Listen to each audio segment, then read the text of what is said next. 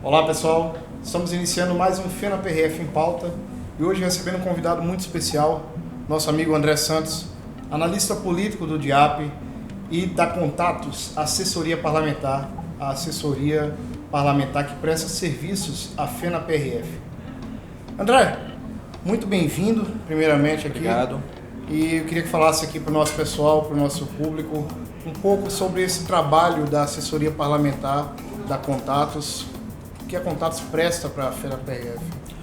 Bom, já tem algum tempo que nós temos essa parceria e a FenaPRF vem trabalhando intensamente na defesa dos direitos dos servidores da PRF, né, como um todo. Então, hoje nós prestamos um serviço na linha de monitorar projetos de interesse de todos os policiais rodoviários federais, de interesse efetivamente não só da corporação, no sentido mais corporativo, eu diria, mas até mesmo mais amplo, no sentido de uma abrangência do que a PRF presta de serviço ao público efetivamente, ajudando em outras causas que são mais amplas e também mapeando dentro do Congresso Nacional quem são os principais atores e que podem movimentar efetivamente as peças do tabuleiro no Poder Legislativo, em especial no Poder Legislativo, para que a FenaPRF possa realmente atuar e tem logrado êxito nessa atuação.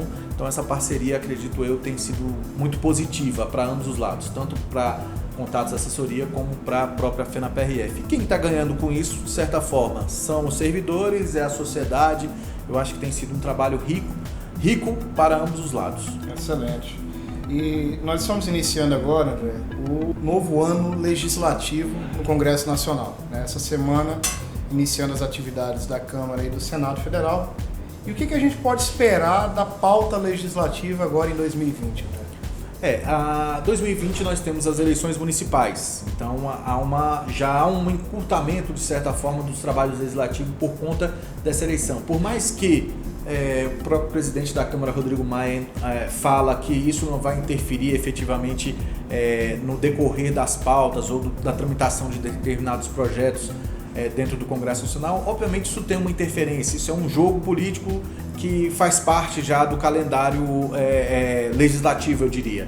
Então o ano eleitoral nos municípios, ele também interfere no calendário no cenário federal, ou seja, no próximo semestre nós temos aí as eleições, isso vai impactar um pouco, travar um pouco o andamento de proposições dentro do Congresso Nacional. É natural que os prefeitos que estão em campanha na próxima eleição, que são as eleições gerais, vão fazer campanha para os deputados que estão no mandato atual, que vão buscar sua reeleição futuramente. Então isso é uma espécie de dobradinha, além do que há uma margem aí de alguns parlamentares que também concorrem às eleições municipais para algumas prefeituras. Então sempre tem um número de parlamentares. Então isso acaba travando um pouco nesse cenário legislativo. E para esse início de ano ainda temos a escolha das comissões permanentes, em especial na Câmara dos Deputados, porque no Senado Federal esse mandato de presidente de comissão no Senado é de 2 anos, na Câmara de 1 ano, então a cada ano renova os presidentes, então vai ter primeiro essa articulação e há um ingrediente aí a mais nessa articulação dentro da Câmara dos Deputados efetivamente, por conta das mudanças. Primeiro, mudança de líderes, já foram definidos alguns líderes de algumas legendas. E um outro quesito foi a suspensão e não suspensão, ainda está nesse imbróglio, eu diria, da questão do PSL, que é o maior partido hoje, a maior bancada na Câmara Federal, mas tem essa indefinição em relação aos seus membros, alguns suspensos ou não, e isso interfere na distribuição das comissões. Então, esse primeiro momento, eu diria, esse início de ano legislativo agora, a gente vai ter ainda que buscar essa solução, ou pelo menos eles, né, buscarem essa solução política para ajustar as comissões, ajustar os membros das comissões, os presidentes das comissões, para que aí a Câmara comece efetivamente os trabalhos. Porém, isso não impede que os trabalhos em plenário deem continuidade. Lembrando que pautas de plenário contam prazos, né? As sessões de plenário elas contam prazos para medidas provisórias, prazos para emendas de alguns projetos, prazos para recursos, enfim. Então é importante a gente estar sempre atento a isso. Brasília volta ao caldeirão político, né? A efervescência política continua em alta. Exatamente. André, falando um pouquinho agora de reforma administrativa e das chamadas PECs emergenciais, né? Aquelas do Plano Mais Brasil, que o governo apresentou após a reforma da Previdência no final do ano ali, através do Senado. Nós estamos, como você já pontuou, em ano de eleições municipais. Você acredita que esse tema vai ser tratorado ali no Congresso, como foi a reforma da Previdência, ou vai ser mais levado em banho-maria ali pelos parlamentares? Olha, com relação às PECs emergenciais ou ao Plano Mais Brasil, que na verdade dentro do Plano Mais Brasil tem uma PEC chamada PEC emergencial, dentro desse contexto eu não acredito que há uma forma de atropelo em relação à pauta. O Congresso tem sido cauteloso em relação àquelas demandas necessariamente que vêm do Poder Executivo. O Congresso tem se debruçado de uma forma, eu diria, cautelosa para não cometer nenhum excesso em relação a determinados pontos. Obviamente que, a depender ali do grau de interesse de cada membro, isso pode acontecer. Mas nós temos um ano realmente bastante complicado. Segundo o próprio presidente Rodrigo Maia, em parceria com o presidente do Senado, Davi Alcolumbre, a prioridade vai ser a reforma tributária. E é uma reforma tributária que você tem atores que buscam, que cada um puxa um pouquinho dessa corda para um lado, e tem a sociedade no meio, tem empresários, tem os entes federados, ou seja, estados, municípios e o próprio governo federal, todos nesse debate em relação à reforma tributária. É um tema extremamente complexo, não é uma coisa tão simples de se resolver. Há uma perspectiva do próprio presidente Rodrigo Maia em votar ainda nesse primeiro semestre na Câmara dos Deputados, e para isso o presidente Rodrigo com o presidente Davi Alcolumbre vão iniciar agora no início uma comissão mista de deputados e senadores para tentar fazer com que o texto possa ser um texto realmente único, e aí para os trâmites legais ficam mais fácil, né, para aprovar na Câmara, aprovar no Senado, fica mais ágil. Mas aí as outras PECs já não tem tanta concordância assim das duas casas. Vai ser preciso que haja esse acordo para que isso possa andar. Eu não posso te dizer que vai ser atropelado, mas que também não vai ser uma coisa tão ágil. Não acredito que será tão rápido. É um ano complicado, mas é um ano que eu acho que vai ser ainda morno nesse processo para esses temas, eu acho, da área que tem uma pegada sensível com relação a grupo de servidores e a alguns aspectos que atingem a sociedade de modo geral. Por outro lado, você falou na questão da reforma tributária, mas o governo, notadamente o ministro da Economia, o ministro Paulo Guedes, eles têm insistido que a pauta da reforma administrativa, a questão dos servidores, é prioridade para o governo.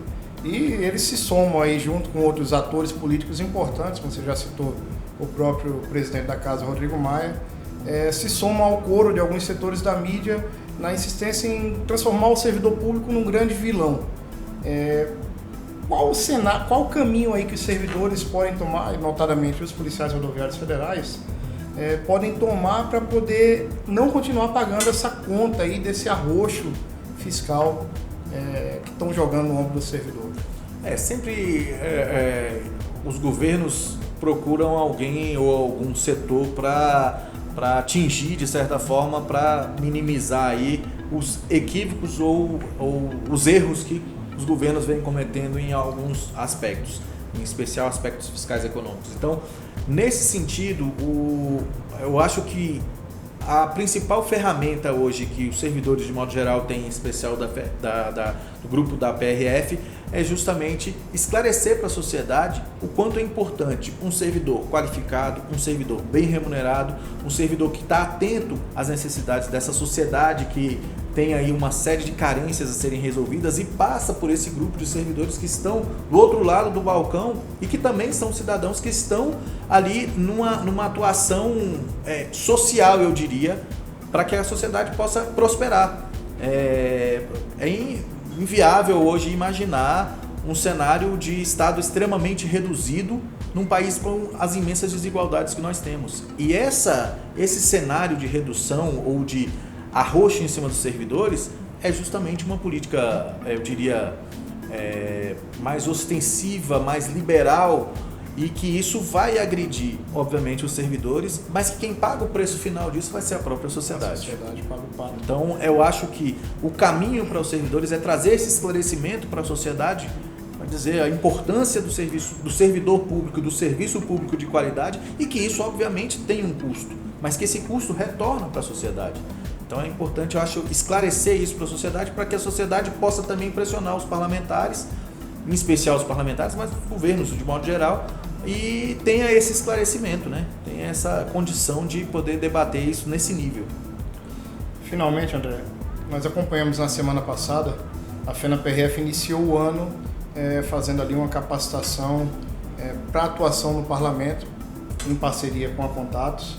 Essa é uma atividade que a federação tem levado cada vez mais com profissionalismo para conseguir defender a pauta dos PRFs no Congresso Nacional.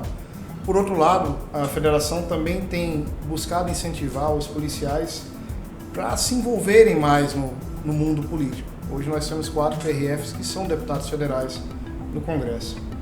Na tua avaliação como analista político, André, esse ano tem eleições para prefeituras e câmaras municipais, né?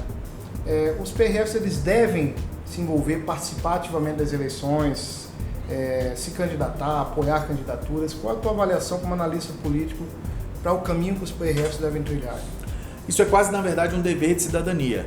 Sendo um servidor público, policial rodoviário federal, que está na ponta, que está atuando diretamente com a sociedade, eu acho que é quase que uma obrigação dele de participar desse momento do país. É uma eleição muito regional, né? É uma eleição de município, mas é uma eleição que é onde você vê efetivamente as carências que a sociedade tem. São nos municípios que as coisas efetivamente acontecem, para o bem ou para o mal. E hoje, com as regras eleitorais, eu diria, alguns podem dizer que são mais rígidas, outros nem tanto, mas uma modificação que houve nas regras eleitorais faz com que o candidato ou ele se apresente de uma forma mais autêntica e realista para a sociedade, ou ele pode ficar fora desse processo, porque as regras hoje são mais, eu diria, aproximam mais o candidato do eleitor.